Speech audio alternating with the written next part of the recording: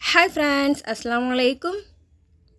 இன்றைக்கி மம்மா சமையலில் வேஸ்ட்டாக தூக்கி போடுற பொருளை வச்சு இப்படியெல்லாம் யூஸ் பண்ணலாமானோ கூடவே நிறைய கிச்சன் டிப்ஸும் தான் பார்க்க போகிறோம். இந்த வீடியோ கண்டிப்பாக உங்களுக்கு ரொம்ப யூஸ்ஃபுல்லாக இன்ட்ரெஸ்டிங்காக இருக்கும். ஸோ மிஸ் பண்ணாமல் வீடியோ ஃபுல்லாக பாருங்கள். அதுக்கு முன்னாடி நீங்கள் இப்போ தான் மம்மா சமையல் சேனலை முதல் முறையாக பார்க்குறீங்கன்னா நம்ம சேனலை சப்ஸ்கிரைப் பண்ணிவிட்டு பக்கத்தில் இருக்கிற பெல் பட்டனையும் கிளிக் பண்ணி வச்சுக்கோங்க.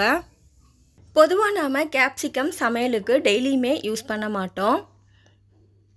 அப்படியே யூஸ் பண்ணாலும் அது பாதி தான் யூஸ் பண்ணியிருப்போம். பாதியை கட் பண்ணி ஃப்ரிட்ஜில் ஸ்டோர் பண்ணி வைக்கிற மாதிரி தான் இருக்கும். இதை கட் பண்ணிவிட்டு அப்படியே நம்ம ஃப்ரிட்ஜில் வைக்கும்போது அது சீக்கிரமாக அழுகி போகிறதுக்கு வாய்ப்பு இருக்குது. ஸோ அதனால் அந்த மாதிரி ஸ்டோர் பண்ணி வைக்காமல் இந்த மாதிரி கேப்சிகமை கட் பண்ணிவிட்டு உள்ள இந்த விதை பகுதி எல்லாத்தையும் எடுத்துருங்க. இந்த கேப்சிகம் இந்த விதையோடையே இருக்கும்போது சீக்கிரமாக அழுகிரும். ஸோ இந்த விதை பகுதியெல்லாம் எடுத்துகிட்டு உங்களுக்கு வேண்டிய மாதிரி சின்னதாக கட் பண்ணி ஒரு பாக்ஸில் போட்டு ஸ்டோர் பண்ணி வச்சுக்கோங்க. இந்த மாதிரி சின்னதாக கட் பண்ணிவிட்டு நீங்கள் கேப்சிகம் ஸ்டோர் பண்ணி வைக்கும்போது அது ரொம்ப நாளைக்கு அழுகி போகாமல் ஃப்ரெஷ்ஷாகவே இருக்கும். நம்மள நிறைய பேர் கீரைனாலே அதை சுத்தம் பண்ணுறது ரொம்ப கஷ்டமாக இருக்கும், ரொம்ப கஷ்டமான வேலை அப்படின்னு சொல்லிட்டு அதை வாங்காமலே விட்டுருவோம்.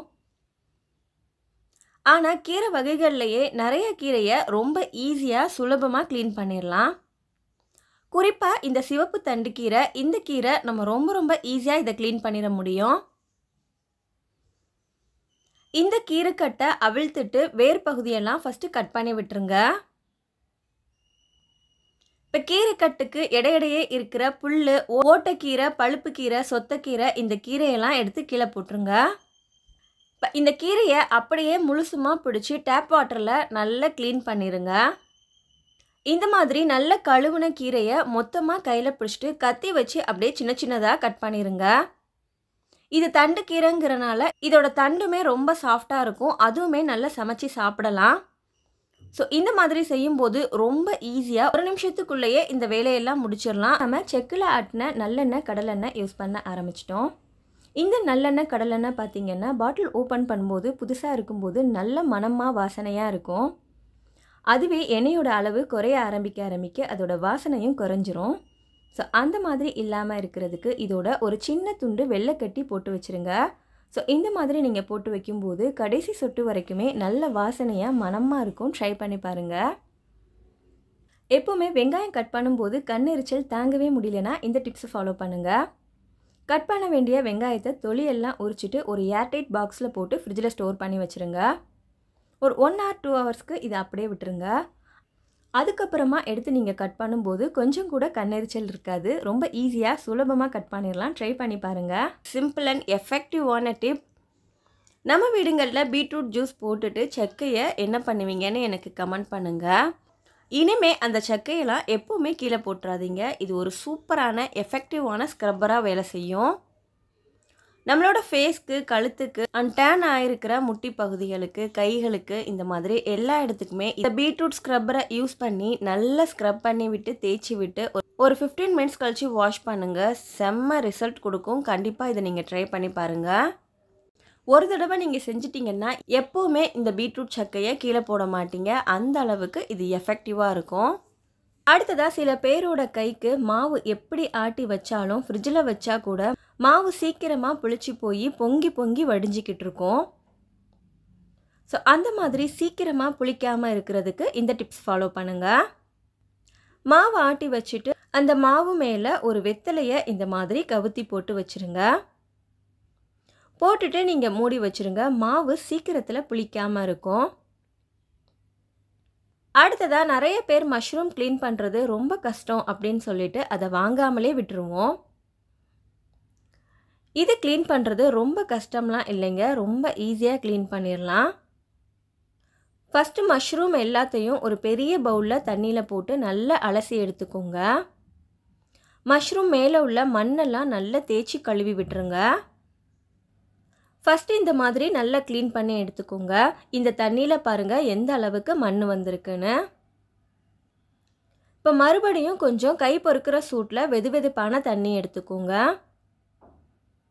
இதில் கொஞ்சமாக கல் உப்பு சேர்த்துக்கோங்க.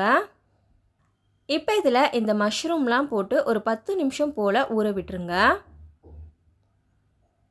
நிறைய பேர் இந்த மஷ்ரூம் மேலே உள்ள ஸ்கின்னெல்லாம் அப்படியே உரிச்சு எடுத்துருவாங்க. அந்த மாதிரி க்ளீன் பண்ணும்போது அதில் உள்ள நியூட்ரிஷன்ஸ்லாம் போயிடும். ஸோ அந்த அளவுக்கு அதை க்ளீன் பண்ணணும்னு தேவையில்லை. இந்த மாதிரி நல்லா ஊற விட்டுட்டு இப்போ நீங்கள் கட் பண்ணி சமையலுக்கு யூஸ் பண்ணலாம். அடுத்ததாக மிக்ஸி ஜார் அப்படியே யூஸ் பண்ண அதோடைய பிளேடெல்லாம் கொஞ்சம் ஷார்ப்னஸ் குறைஞ்சிக்கிட்டே போயிடும். ஸோ அந்த மாதிரி நேரத்தில் நம்ம தேங்காய் சட்னியோ அல்லது இஞ்சி பூண்டோ அரைக்கும்போது அரைப்படாமல் அங்கங்கே முழுசாக கிடக்கும். ஸோ அந்த மாதிரி இருந்துச்சுன்னா உங்களுடைய பிளேடில் ஷார்ப்னஸ் குறைஞ்சிருச்சுன்னு தான் அர்த்தம்.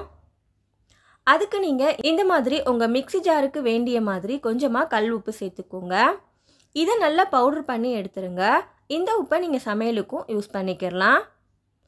ஸோ இந்த மாதிரி மிக்ஸி ஜாரில் உப்பு போட்டு பவுடர் பண்ணும்போது உங்களுடைய பிளேடு நல்ல ஷார்ப்பாயிரும். இது ஒரு சிம்பிளான டிப் தான், ஆனால் ரொம்ப யூஸ்ஃபுல்லாக இருக்கும். அடுத்ததாக எதையுமே ஸ்மூத்தாகவே கட் பண்ணவே மாட்டேங்குது, சிசரோட பிளேடில் ஷார்ப்னஸ் குறைஞ்சி போயிருச்சு அப்படிங்கிறவங்க இந்த ஒரு சிம்பிளான டிப்ஸை ஃபாலோ பண்ணி இந்த சிசரை புதுசு மாதிரியே நல்லா ஷார்ப்பாக்க முடியும். அதுக்கு நம்ம வீட்டில் வேஸ்ட்டாக தூக்கி போடுற இந்த மாத்திரையோட அட்டை தான் எடுத்திருக்கேன். இந்த அட்டையை இனிமேல் வேஸ்ட்டாக தூக்கி போட்டுறாதீங்க. இந்த மாதிரி மொட்டையான உங்கள் சிசரை வச்சு இந்த மாத்திரையோட அட்டைகள்லாம் சின்ன சின்னதாக கட் பண்ணிக்கோங்க. எந்த அளவுக்கு சின்னதாக கட் பண்ண முடியுமோ அந்த அளவுக்கு இதை நல்லா கட் பண்ணி விடுங்க. இந்த மாதிரி கட் பண்ணும்போது உங்களுடைய சிசரோட பிளேட்லாம் நல்ல ஷார்ப்னஸ் ஆயிரும். இந்த மாதிரி செஞ்சுட்டு நீங்கள் கட் பண்ணி பாருங்கள், உங்களுக்கு நல்ல வித்தியாசம் தெரியும். இது உங்களுக்கு ரொம்ப ரொம்ப யூஸ்ஃபுல்லாக இருக்கும். அடுத்ததாக இந்த மாதிரி கட் பண்ணி போட்ட மாத்திரையோட அட்டையை அப்படியே குப்பையில் போட்டுறாதீங்க. இதை சூப்பரான ஒரு க்ளீனிங் பர்பஸ்க்கு யூஸ் பண்ணிக்கலாம். ஸோ பாருங்கள், இந்த அளவுக்கு கருத்து போன என்னோட வெள்ளி கொலுசு எடுத்திருக்கேன். இந்த கொலுசை இந்த மாத்திரையோட அட்டை வச்சே நல்ல பளபளன்னு பாலிஷ் பண்ண முடியும். ஒரு பவுலில் இந்த கொலுசு எடுத்து போட்டுருங்க. இதோடையே நம்ம கட் பண்ணி போட்ட மாத்திரையோட அட்டையும் போட்டுக்கோங்க. இப்போ இதில் நல்ல சூடான தண்ணி ஊற்றிக்கோங்க. இதோட கொஞ்சமாக பேக்கிங் சோடா சேர்த்து நல்லா மிக்ஸ் பண்ணி விட்டுருங்க. இப்போ இதை நல்லா மிக்ஸ் பண்ணி விட்டுட்டு ஒரு 15-20 நிமிஷம் போல் ஊற விட்டுருங்க. ஸோ பாருங்கள், நான் ஒன்றுமே செய்யலை, அதை தேய்ச்சி கூட விடலை. எந்த அளவுக்கு கொலுசுல இருந்து அழுக்கெல்லாம் வெளியாக இருக்குன்னு பாருங்கள். இப்போ ஒரு ப்ரஷ் வச்சு லேசாக நீங்கள் தேய்ச்சி விட்டாலே போதும். ஸோ ரொம்ப அழுத்தம் கொடுத்து தேய்க்கணும்னு வேண்டியதில்லை. நீங்கள் லேசாக தேய்ச்சாலே உங்கள் கொலுசு நல்லா பாலிஷ் பண்ண மாதிரி பளபளன்னு ஆயிரும். ஸோ எல்லா இடத்துலையும் இந்த ப்ரஷ் வச்சு நல்லா தேய்ச்சி விடுங்க. இப்போ நான் உங்களுக்கு தேய்ச்சிட்டு காட்டுறேன் பாருங்கள். ஸோ பாருங்கள் எந்த அளவுக்கு உங்களுக்கு டிஃப்ரென்ஸ் தெரியுதுன்னு. ஸோ உங்களுக்கு அந்த தண்ணியை பார்க்கும்போதே தெரியும், கொலுசில் உள்ள கருப்பு ஃபுல்லாமே இந்த தண்ணியில் இறங்கிருச்சு. இப்போ இந்த தண்ணியை கீழே ஊற்றிட்டு இந்த கொலுசை வேறு ஒரு தண்ணியில் நல்லா அலசி எடுத்துடலாம். அவ்வளோதான். ரொம்ப ரொம்ப கஷ்டப்படாமல் ரொம்ப சிம்பிளான வேஸ்ட்டாக போகிற இன்க்ரீடியண்ட் வச்சே நம்மளுடைய கொலுசை சூப்பராக புதுசு மாதிரி மாற்றியாச்சு. இனிமேல் இந்த டிப்ஸ் ஃபாலோ பண்ணி நீங்களும் உங்கள் கொலுசை புதுசு மாதிரி மாற்றிடுங்க. அடுத்ததாக கோதுமை தோசைக்கு கோதுமை மாவு கரைக்கும் போது அதை கட்டி விடாமல் கரைக்கிறது ஒரு பெரிய விஷயமா இருக்கும். ஸோ கோதுமை மாவு கூட இந்த ஒரே ஒரு பொருள் மட்டும் சேர்த்து மாவு கரைச்சி பாருங்கள். ஒரு நிமிஷத்துலேயே நீங்கள் மாவை எந்தவித கட்டிகளும் இல்லாமல் கரைச்சிட முடியும். அதுக்கு 1 கப் கோதுமை மாவுக்கு கொஞ்சமாக உப்பு சேர்த்துட்டு 1 கரண்டி அளவுக்கு ரவை சேர்த்துக்கோங்க. இப்போ நீங்கள் வேண்டிய அளவு தண்ணி சேர்த்து இதை நல்லா கரைச்சி விடுங்க. இந்த மாதிரி கரைக்கும் போது மாவு கட்டியே விழாமல் ரொம்ப ஸ்மூத்தாக கரைஞ்சி வந்துடும். ஸோ உங்களுக்கு கஷ்டப்பட்டு கரைக்கணும்னு வேண்டியதில்லை, ரொம்ப ஈஸியாக இந்த மாதிரி கரைச்சி எடுத்துடலாம். தோசையும் நல்ல மொறுமொறுன்னு இருக்கும். இந்த சிம்பிளான டிப்பை ஃபாலோ பண்ணி நீங்களும் உங்களுடைய வேலைகளை ரொம்ப ஈஸியாக முடிச்சிருங்க. நிறைய பேர் இன்னுமே நம்ம சேனலை சப்ஸ்கிரைப் பண்ணாமல் வீடியோ வாட்ச் பண்ணிகிட்ருக்கீங்க. ஸோ நீங்களும் சப்ஸ்கிரைப் பண்ணாமல் இருந்தீங்கன்னா நம்ம சேனலை சப்ஸ்கிரைப் பண்ணிவிட்டு பக்கத்துலேயே இருக்கிற பெல் பட்டனையும் கிளிக் பண்ணி வச்சுக்கோங்க. அப்போ தான் நான் அடுத்தடுத்து போடுற வீடியோவோட நோட்டிஃபிகேஷன் உங்களுக்கு வரும். நீங்களும் வீடியோவை மிஸ் பண்ணாமல் பார்க்க முடியும். அடுத்ததாக பன்னீர் பாக்கெட்லேருந்து ஓப்பன் பண்ணால் அதை ஃபுல்லுமே நம்ம யூஸ் பண்ணணும். அல்லது பாதி யூஸ் பண்ணிவிட்டு பாதி வைக்கிற மாதிரி இருந்தால் சில சமயம் அந்த பன்னீர்லாம் அப்படியே காஞ்சி போன மாதிரி ஹார்டாயிரும். ஸோ இந்த மாதிரி நீங்கள் ஸ்டோர் பண்ணி வைக்கும்போது பன்னீர் நல்ல சாஃப்டாகவே இருக்கும். ஒரு பாக்ஸில் கொஞ்சமாக தண்ணி எடுத்துக்கோங்க. இதோட கொஞ்சம் உப்பு சேர்த்துக்கோங்க. இப்போ இதில் அந்த கட் பண்ண பன்னீர் சேர்த்து மிக்ஸ் பண்ணி விட்டு மூடி ஃப்ரிட்ஜில் வச்சுருங்க. ஸோ இந்த மாதிரி நீங்கள் வைக்கும்போது பன்னீர் ட்ரை ஆகாமல் ஃப்ரெஷ்ஷாகவே இருக்கும். ஸோ ட்ரை பண்ணி பாருங்கள். அடுத்ததாக மீன் கழுவும் போது பார்த்திங்கன்னா கழுவி முடித்ததுக்கப்புறம் என்ன தான் சோப்பு போட்டு கழுவுனாலும் கையில் அந்த மீனோட கவுச்சி ஸ்மெல் அடிச்சிட்டே இருக்கும். அல்லது சில பேருக்கு மீன் கழுவி முடித்ததுக்கப்புறமா கையில் ஒரு மாதிரி அரிக்கிற மாதிரி எரிச்சலாக இருக்கும். ஸோ அந்த மாதிரி எதுவும் ஆகாமல் இருக்கிறதுக்கு மீன் கழுவுறதுக்கு முன்னாடியே கையில் இந்த மாதிரி ஃபுல்லுமே நல்ல தேங்காய் எண்ணெய் தேய்ச்சிக்கோங்க. ஸோ எல்லா பக்கமும் இந்த மாதிரி தேங்காய் எண்ணெய் தேய்ச்சிட்டு அதுக்கப்புறமா நீங்கள் வழக்கமாக மீன் கழுவுற மாதிரி கழுவி எடுத்திங்கன்னா ஸோ லைட்டாக சோப் வாஷ் பண்ணாலே போதும். கையில் எந்தவித மீன் கவுச்சி ஸ்மெல்லும் அடிக்காது. கையில் எந்தவித எரிச்சலும் வராது. அடுத்ததாக நெல்லிக்காய் ரொம்ப ஹெல்த்திங்கிறது நம்ம எல்லாருக்குமே தெரியும். ஆனால் ஸ்கூலுக்கு போகிற பசங்கள்கிட்ட கொடுத்தா நெல்லிக்காயெல்லாம் விரும்பி சாப்பிடவே மாட்டாங்க. அந்த மாதிரி நெல்லிக்காய் விரும்பி சாப்பிடாதவங்களுக்கு இந்த மாதிரி செஞ்சு கொடுங்க. நெல்லிக்காயை சின்னதாக கட் பண்ணிடுங்க. ஸோ தண்ணி குடிக்கிற வாட்டர் பாட்டிலில் இந்த நெல்லிக்காய் பீஸ் எல்லாம் போட்டுருங்க. ஸோ இந்த மாதிரி போடும்போது அந்த நெல்லிக்காயோட சத்துக்கள் எல்லாமே தண்ணியில் இறங்கிரும். ஸோ தண்ணி குடிக்கும் போதே நெல்லிக்காயோடைய சத்தும் சேர்ந்துமே கிடச்சிரும். இந்த டிப்ஸ் உங்களுக்கு ரொம்ப யூஸ்ஃபுல்லாக இருக்கும்னு நினைக்கிறேன். அடுத்ததாக சாம்பார் வச்சு முடித்து இறக்கும்போது கடைசியாக ஒரு டேபிள் ஸ்பூன் நெய் சேர்த்து மூடி வச்சுருங்க. சாம்பாரில் நெய் சேர்க்கும்போது சாம்பார் நல்ல மணமாக இருக்கும். சாப்பாட்டில் ஊற்றி சாப்பிடும்போது ரொம்ப டேஸ்டியாக இருக்கும். கண்டிப்பாக ட்ரை பண்ணுங்கள். அடுத்ததாக இந்த மாதிரி கனமான பேண்ட் அல்லது கனமான ட்ரெஸ் மேலே ஊக்கு வச்சு பின் பண்ணணும் அப்படிங்கும்போது ரொம்ப கஷ்டமாக இருக்கும். ஊக்கு உள்ளே இறங்கவே இறங்காது, பின் பண்ணவே முடியாது, ஊக்கு தான் நெளிஞ்சு போகும். ஸோ இதை ஈஸியாக பின் பண்ணுறதுக்கு நம்ம வீட்டில் யூஸ் பண்ணுற ஏதாச்சும் ஒரு சோப் எடுத்துக்கோங்க. இந்த சோப்பில் ஒரு 2-3 டைம்ஸ் இந்த ஊக்கு வச்சு நல்லா குத்தி எடுங்க. இப்போ உங்கள் ட்ரெஸ் மேலே நீங்கள் குத்தும்போது ரொம்ப ஈஸியாக குத்த முடியும். அடுத்ததாக பர்னர் இந்த மாதிரி அடைச்சிக்கிட்டு எரியாமல் இருந்துச்சுன்னா இந்த டிப்ஸ் ஃபாலோ பண்ணுங்கள். ஸோ தேங்காயில் இருந்து ஒரே ஒரு இந்த நார் மட்டும் எடுத்துக்கோங்க. இப்போ உங்களுடைய கேஸ் ஸ்டவ்வை இந்த மாதிரி திருப்பிக்கோங்க. ஸோ கேஸ் வர்ற இந்த ஹோல் இருக்கு இல்லையா, இந்த இடத்துல இந்த நார் வச்சு லைட்டாக குத்தி விடுங்க. ஸோ இந்த மாதிரி நீங்கள் குத்தி விட்டிங்கன்னா ஏதாச்சும் அடைப்பு இருந்தாலும் அது போயிடும். இப்போ பாருங்கள், பர்னர் நல்ல கிளியராக எரியுது. உங்கள் கேஸ் ஸ்டவ்வும் சரியாக எரியாமல் இருந்துச்சுன்னா இந்த டிப்ஸ் ஃபாலோ பண்ணி பாருங்கள். அடுத்ததாக சாம்பாருக்கு அல்லது பருப்பு வேக வைக்கும்போது இதோட 1 ஸ்பூன் அளவுக்கு நல்லெண்ணெய் சேர்த்து வேக வைங்க. இந்த மாதிரி வேக வைக்கும்போது பருப்பு சீக்கிரமாக வெந்துடும்.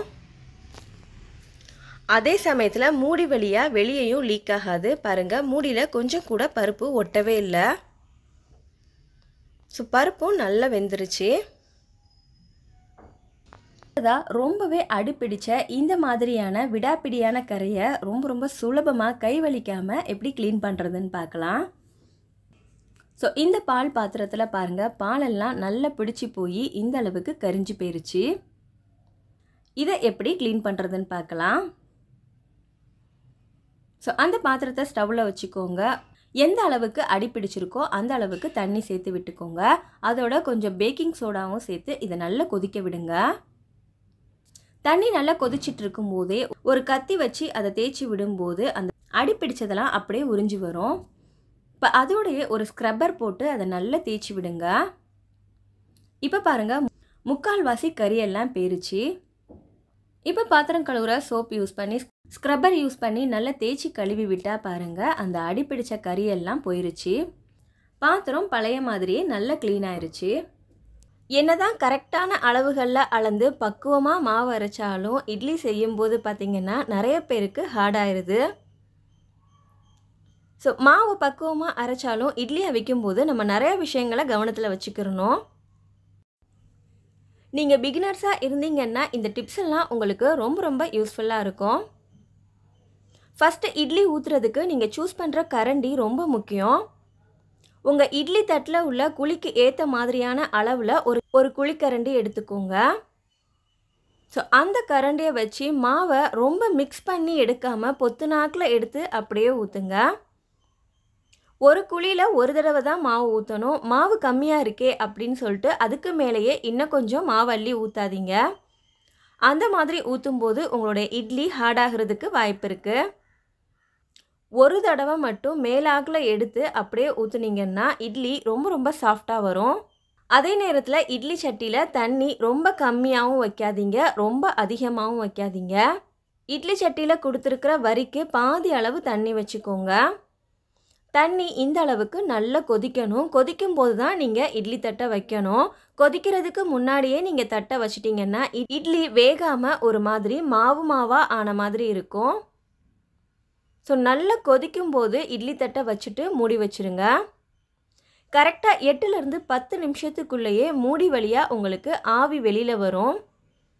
அந்த ஸ்டேஜில் ஸ்டவ் ஆஃப் பண்ணிவிட்டு இட்லி தட்டை வெளியில் எடுத்துருங்க. வெளியில் எடுத்துட்டு உடனே இட்லியை அதிலிருந்து எடுக்காதீங்க.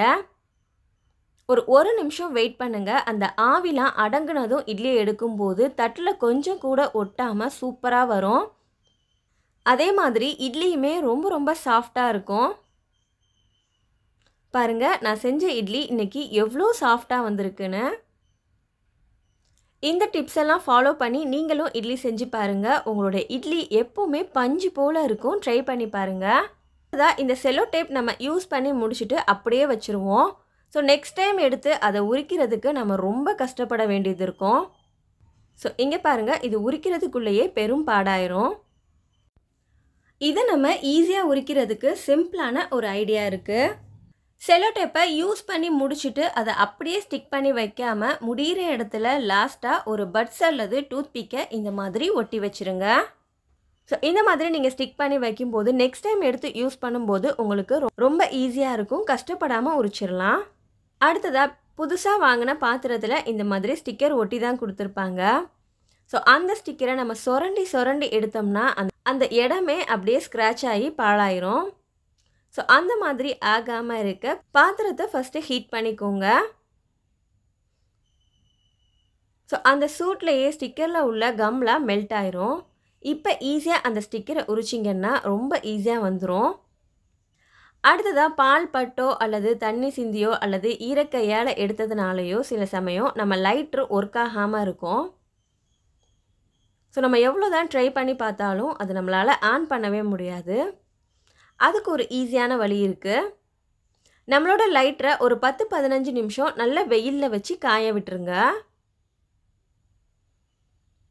இப்போ எடுத்து ஸ்டவ் ஆன் பண்ணி பாருங்கள். ரொம்ப ஈஸியாக பற்ற வச்சிரும். நம்ம டென்ஷன் ஆகாமல் நம்ம வேலையை முடிச்சிடலாம். அடுத்ததாக நிறைய தேங்காய் வாங்கி ஸ்டோர் பண்ணி வைக்கும்போது இந்த மாதிரி ஸ்டோர் பண்ணி வைங்க. தேங்காவோட குடும்பி பகுதி மேல் நோக்கி இருக்கிற மாதிரி தேங்காயை ஸ்டோர் பண்ணுங்கள். இந்த மாதிரி ஸ்டோர் பண்ணி வைக்கும்போது தேங்காய் ரொம்ப நாளைக்கு கெட்டு போகாமல் இருக்கும். அதே நேரத்தில் வெயிட்டான தேங்காவெல்லாம் அடியில் வச்சுருங்க. அதை கொஞ்சம் நிதானமாக யூஸ் பண்ணிக்கிடலாம். ஏன்னா அந்த தேங்காயில் தண்ணி நிறையா இருக்கும். வெயிட் கம்மியாக இருக்கிற தேங்காயை ஃபஸ்ட்டு யூஸ் பண்ணுங்கள். அந்த தேங்காயில் தான் தண்ணி கம்மியாக இருக்கும். சீக்கிரமாக கெட்டு போயிடும். அடுத்ததாக ஹாஃப் பாயில் போடும்போது ஒரு சவாலான விஷயமே அந்த மஞ்சள் கரு உடையாமல் எடுக்கிறது தான். அப்படி மஞ்சள் கரு உடஞ்சிருச்சுன்னா ஹாஃப் பாயில் பிடிக்கிறவங்களுக்கு கூட பிடிக்காமல் போயிடும். ஸோ எப்போவுமே மஞ்சள் கரு உடையாமல் இருக்கிறதுக்கு இந்த மாதிரி தவாவில் முட்டையை உடச்சி ஊற்றிட்டு சால்ட் அண்ட் பெப்பர்லாம் போட்டுட்டு ஒரு 10 செகண்ட் மூடி போட்டு மூடி வச்சுருங்க. இப்போ மூடியை ஓப்பன் பண்ணிவிட்டு அந்த முட்டையை எடுக்கும்போது மஞ்சள் கரு உடையவே உடையாது. இந்த டிப் உங்களுக்கு ரொம்ப ரொம்ப யூஸ்ஃபுல்லாக இருக்கும். ட்ரை பண்ணி பாருங்கள். அடுத்ததாக டிவி ஸ்க்ரீன் துடைக்காமல் அப்படியே டஸ்ட்டு படிஞ்சு போய் கொஞ்சம் பிளர்ராக இருக்கும். அந்த மாதிரி தூசி படிஞ்ச டிவியை க்ளீன் பண்ணுறதுக்கு பளபளன்னு ஆக்குறதுக்கு டூத் பேஸ்ட் போதும். நீங்கள் யூஸ் பண்ணுற எந்த டூத் பேஸ்ட்னாலும் எடுத்துக்கோங்க. டிவி ஃபுல்லாக லைட்டாக இந்த மாதிரி அப்ளை பண்ணி விட்டுக்கோங்க. இப்போ இதை ஒரு வெட் டிஷ்யூ அல்லது நார்மல் டிஷ்யூவில் லைட்டாக தண்ணி முக்கி ஃபுல்லாமே நல்லா தொடச்சிட்டிங்கன்னா நல்லா க்ளீனாக பளபளன்னு ஆயிரும். குக்கரில் சமைச்ச சாப்பாடு குழையாமல் இருக்கிறதுக்கும் அது ஆறுனா கூட கட்டியாகாமல் இருக்கிறதுக்கும் என்ன செய்கிறதுன்னு பார்க்கலாம். குக்கரில் 1 கப் அரிசி மெஷர் பண்ணி எடுத்துக்கோங்க. அதை நல்லா கழுவிட்டு 1 கப் அரிசிக்கு 2 கப் தண்ணி சேர்த்துக்கோங்க. வேண்டிய அளவு கல் உப்பு சேர்த்து மிக்ஸ் பண்ணி விட்டுருங்க. இப்போ இதை மூடி வச்சிடலாம். இப்போ ஸ்டவ்வில் வச்சு ஹை ஃப்ளேமில் ஒரு விசில் விட்டுக்கோங்க.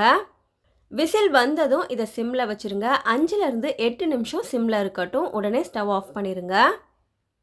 ஸ்டீமில் ரிலீஸ் ஆன உடனேயும் இதை ஓப்பன் பண்ணிடுங்க. சாப்பாடு நல்லா வெந்து வந்திருக்கும். இதை அப்படியே அந்த குக்கரோடையே வைக்காமல் உடனே வேறொரு பாத்திரத்துக்கு அல்லது ஹாட் பாக்ஸ்க்கு மாற்றிடுங்க. சூடாக இருக்கும் போதே குக்கர் சாப்பாடை வேறு பாத்திரத்துக்கு மாற்றிடணும். அப்படியே அதில் வச்சுருந்தோம்னா அரிசியெல்லாம் ஒன்றோடு ஒன்று ஒட்டி கட்டி விழுந்த மாதிரி ஆயிரும். இந்த மாதிரி உடனே வேறு பாத்திரத்துக்கு மாற்றிட்டோம்னா ஆறுனா கூட சோறு ஒன்றோடு ஒன்று ஒட்டாமல் உதிரி உதிரியாக இருக்கும். ட்ரை பண்ணி பாருங்கள். அடுத்ததாக காலிஃப்ளவர் வாங்கி ஃப்ரிட்ஜில் எப்படி ஸ்டோர் பண்ணி வைக்கிறதுன்னு பார்க்கலாம். ஃபஸ்ட்டு காலிஃப்ளவரோட தண்டு பகுதியை கட் பண்ணிக்கோங்க. பின்பக்கமாக இருக்கிற எல்லா தண்டையும் இலைகளையும் கட் பண்ணி தனியாக எடுத்துக்கலாம். இப்போ இந்த காலிஃப்ளவரை சின்ன சின்னதாக கட் பண்ணிக்கோங்க.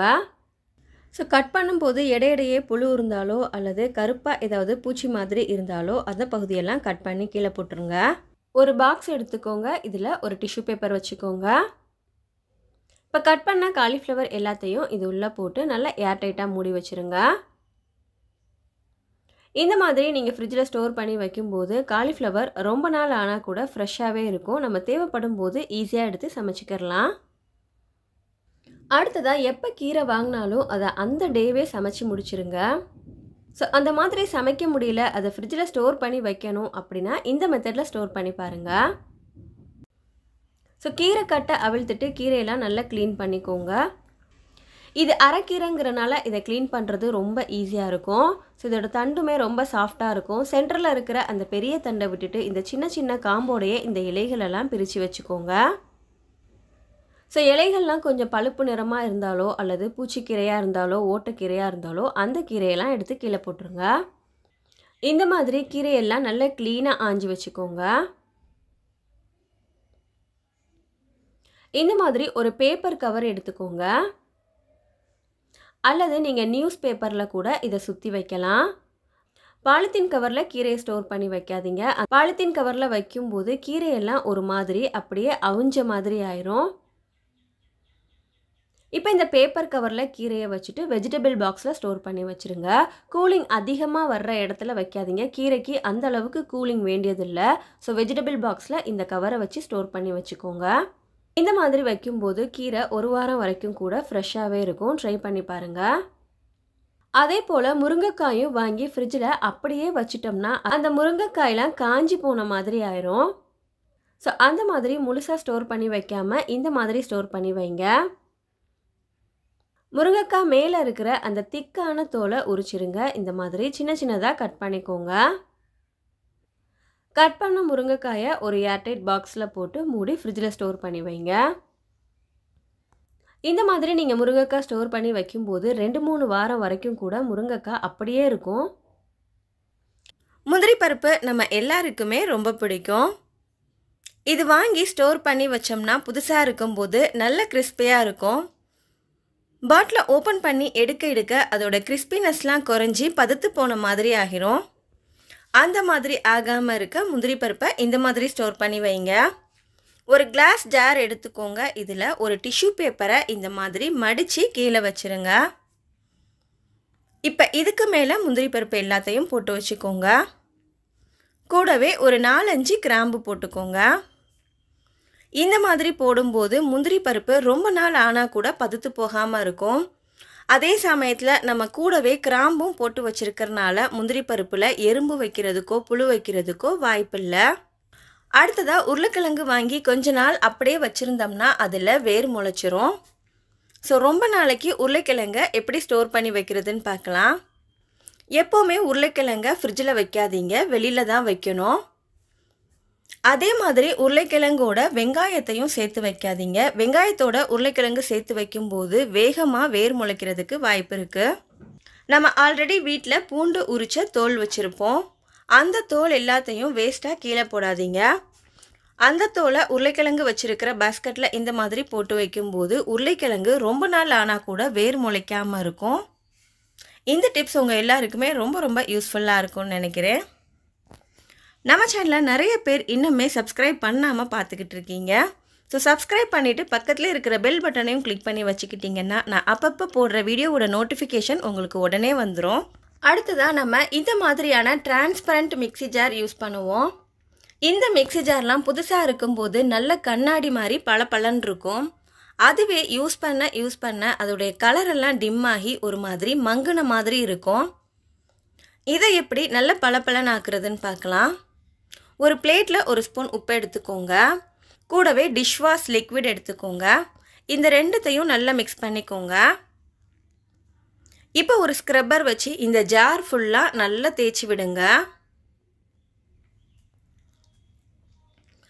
ஸோ உள்பக்கம் வெளிப்பக்கம் இந்த மாதிரி எல்லா பக்கமும் இதை நல்லா தேய்ச்சி விடுங்க. இந்த மாதிரி நல்லா தேய்ச்சிட்டு இதை க்ளீன் பண்ணி எடுத்துட்டோம்னா ஜார் பாருங்கள் நல்லா புதுசு மாதிரியே பளபளன்னு கண்ணாடி மாதிரி ஆகிரும். அடுத்ததாக சில ரெசிபீஸ்க்கு முட்டையோட வெள்ளைக்கரு மட்டும்தான் யூஸ் பண்ணுவோம். அல்லது ஹேர் பேக் போடும்போது முட்டையோட வெள்ளைக்கரு மட்டும்தான் யூஸ் பண்ணுவோம். இந்த மாதிரி முட்டையோட வெள்ளைக்கருவையும் மஞ்சக்கருவையும் தனியாக பிரிக்கிறதுக்கு ஈஸியான ஒரு மெத்தட் இருக்குது. இந்த மாதிரி கண் கரண்டி எடுத்துக்கோங்க. அது மேலே முட்டையை உடச்சி ஊற்றும்போது மேலே மஞ்சக்கரு மட்டும் தனியாக நின்றோம். வெள்ளைக்கருனா கீழே ஃபில்டராகி போயிடும். இது உங்களுக்கு ரொம்ப ரொம்ப ஈஸியாக இருக்கும். ட்ரை பண்ணி பாருங்கள். சாம்பார், கூட்டு, பொரியல் இதெல்லாம் பாசிப்பருப்பில் செய்யும்போது பாசிப்பருப்பை நல்லா வறுத்துட்டு சமைச்சோம்னா ரொம்பவே டேஸ்ட்டாக இருக்கும். அதுக்காக பாசிப்பருப்பு வாங்கினதுமே அதை மொத்தமாக வாணலியில் போட்டு இந்த மாதிரி வறுத்துருங்க. ஸோ நல்ல வாசனை வர அளவுக்கு மீடியம் ஃப்ளேமில் வச்சு வறுத்துக்கோங்க. வறுத்துட்டு இதை நல்லா ஆற விட்டுட்டு நீங்கள் பாக்ஸில் போட்டு ஸ்டோர் பண்ணி வைங்க. இப்படி நீங்கள் ஸ்டோர் பண்ணும்போது நீங்கள் அப்படியே எடுத்து யூஸ் பண்ணலாம். யூஸ் பண்ணுறதுக்கு ரொம்ப ஈஸியாக இருக்கும். அண்ட் வறுத்து ஸ்டோர் பண்ணுறனால இதில் வண்டு பூச்சி வைக்காது. ரொம்ப நாளைக்கு ஃப்ரெஷ்ஷாகவே இருக்கும். ஒட்டாமல் வர்றதுக்கு ஆல்ரெடி நிறைய டிப்ஸ் நம்ம பார்த்துருக்கோம். இன்றைக்கும் ஒரு சூப்பரான ஒரு டிப்ஸ் பார்க்கலாம். இந்த மாதிரி நல்ல ஒரு க்ளீனான துணி எடுத்துக்கோங்க. இதோட ஒரு சின்ன துண்டு புளியை வச்சு இந்த மாதிரி நல்லா சுற்றிக்கோங்க. தோசை தவாவை ஹீட் பண்ணிக்கோங்க. இதில் லைட்டாக ஆயில் அப்ளை பண்ணிக்கோங்க. இப்போ இந்த புளி வச்சு எல்லா பக்கமும் நல்லா தேய்ச்சி விடுங்க.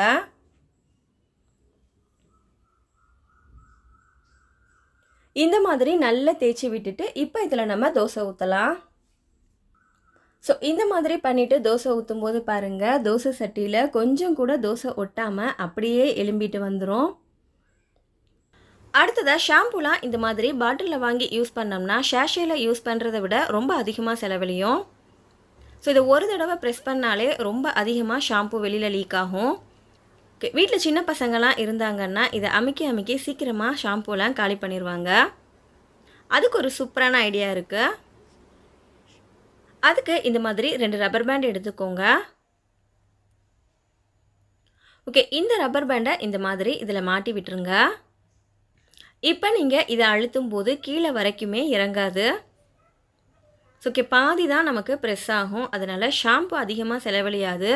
ரொம்ப கம்மியான ஷாம்பு தான் செலவழியும். இது ஒரு சின்ன டிப் தான், ஆனால் உங்களுக்கு ரொம்ப ரொம்ப யூஸ்ஃபுல்லாக இருக்கும்.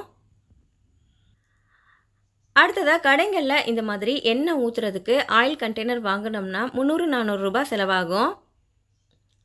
அவ்வளோலாம் செலவழிக்காமல் வேஸ்ட்டாக தூக்கி போடுற பாட்டிலையே ஆயில் கண்டெய்னராக மாற்றிக்கிடலாம். அதுக்கு நீங்கள் நம்ம வாங்குகிற ஷர்பத் பாட்டிலோ அல்லது சாஸ் பாட்டிலோ ஜூஸ் பாட்டிலோ எந்த பாட்டில்னாலும் காலியானதுக்கப்புறமா அதை தூக்கி போடாமல் பத்திரமா எடுத்து வச்சுருங்க.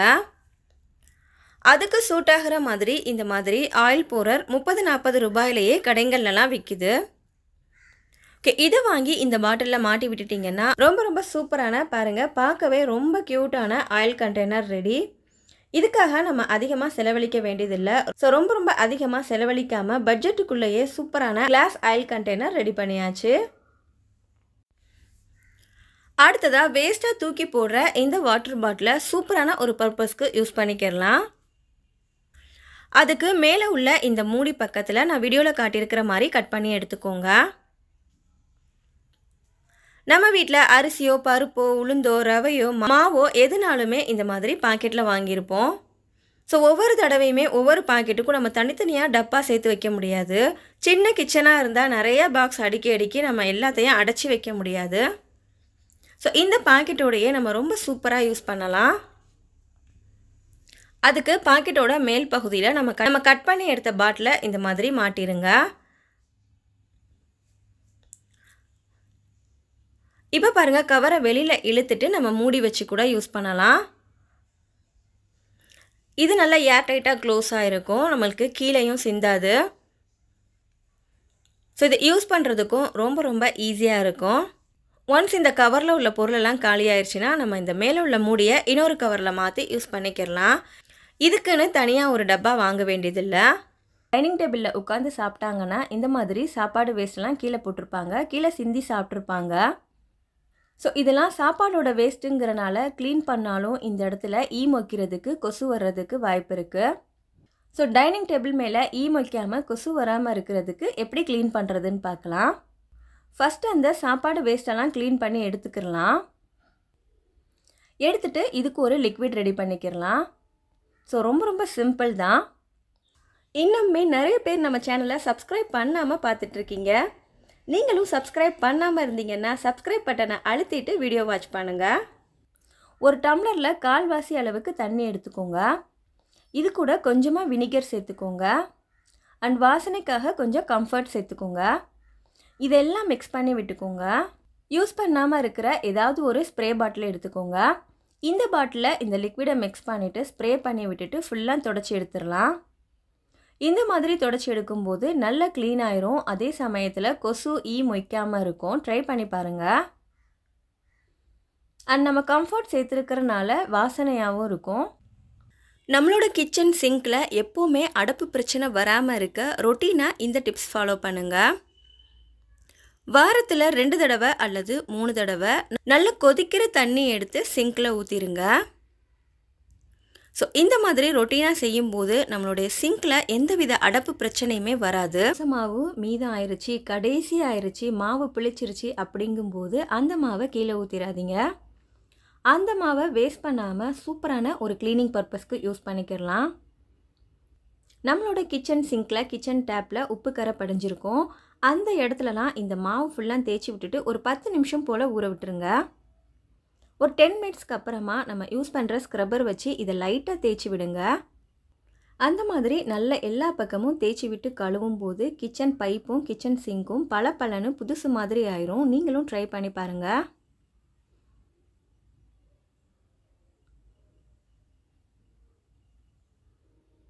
இந்த புளிச்ச மாவு நம்மளுடைய கிச்சன் சிங்க் கிச்சன் டேப் மட்டும் இல்லைங்க, பாத்ரூம் கதவில் படிஞ்சிருக்கிற உப்பு கரையை கூட ரொம்ப ஈஸியாக க்ளீன் பண்ணிடும். ஸோ அதையும் இப்போ நம்ம க்ளீன் பண்ணி பார்க்கலாம். எங்கள் வீட்டு பாத்ரூம் டோரில் பாருங்கள், உப்பு தண்ணிலாம் பட்டு இந்த அளவுக்கு கரை பிடிச்சிருக்கு. இப்போ இந்த டோரில் மீதமான இந்த புளிச்ச மாவை தேய்ச்சி விட்டுக்கலாம். ஸோ ஸ்க்ரப்பர் வச்சு எல்லா பக்கமும் இதை தேய்ச்சி விட்டுருங்க. தேய்ச்சிட்டு இது ஒரு 10 நிமிஷம் ஊற விட்டுறலாம். ஸோ 10 நிமிஷத்துக்கு அப்புறமா ஸ்க்ரப்பர் வச்சு எல்லா பக்கமும் இதை லைட்டாக தேய்ச்சி விடுங்க. ஹார்பிக்கோ டோமெக்ஸோ அல்லது வேறு எதுவும் பாத்ரூம் கிளீனரோ யூஸ் பண்ணி நம்ம கை வச்சு தேய்ச்சி விட முடியாது. அதில் உள்ள கெமிக்கல்லாம் நம்ம கைக்கு அலர்ஜி உண்டாக்கும். ஸோ இது நம்ம வீட்டில் உள்ள தோசமாக வச்சு தேய்க்கும் போது நம்ம கை வச்சு தேய்க்கலாம், எந்தவித பிரச்சனையுமே இல்லை. இப்போ நல்லா தேய்ச்சி விட்டுட்டு தண்ணி ஊற்றி அலசி விடுங்க. ஸோ பாருங்கள், கொஞ்சம் கூட உப்பு கரை இல்லை. இது ஒரு மேஜிக் மாதிரி இருக்கும். ஸோ கண்டிப்பாக நீங்கள் ட்ரை பண்ணி பாருங்கள். ஒன்ஸ் நீங்கள் இதை யூஸ் பண்ணிட்டீங்கன்னா அடுத்தடுத்து இந்த டிப்ஸை ரெகுலராக ஃபாலோ பண்ணுவீங்க. தான் நம்ம வீடுங்களில் உப்பு ஜாடியில் ஸ்பூன் போட்டு வச்சுருப்போம். அந்த ஸ்பூன் இந்த மாதிரி பிளாஸ்டிக் ஸ்பூனாக போட்டுக்கோங்க, அல்லது மரத்தாலான ஸ்பூனாக கூட யூஸ் பண்ணுங்கள். உப்பு ஜாடியில் எப்போவுமே சில்வர் ஸ்பூன் யூஸ் பண்ணாதீங்க. உப்பு ஜாடியில் நம்ம சில்வர் ஸ்பூன் போட்டு வைக்கும்போது உப்பு சில்வரோட ரியாக்ட் ஆகி இந்த மாதிரி அரிச்சிரும். ஸோ அந்த ஸ்பூனே அப்படியே வீணாக போயிடும். இதை நம்ம வேறு எதுக்குமே யூஸ் பண்ண முடியாத மாதிரி ஆகிரும். இந்த வீடியோ உங்களுக்கு ரொம்ப ரொம்ப பயனுள்ள வீடியோவா இருக்கும் அப்படின்னு நம்புறேன். இந்த வீடியோ உங்களுக்கு பிடிச்சிருந்தா லைக் பண்ணுங்க. அண்ட் இதே மாதிரி வீடியோஸ் உங்களுக்கு வேணும்னா நம்ம சேனலை சப்ஸ்கிரைப் பண்ணி வச்சுக்கோங்க. நம்ம அடுத்து ஒரு சூப்பரான வீடியோல பார்க்கலாம். பை.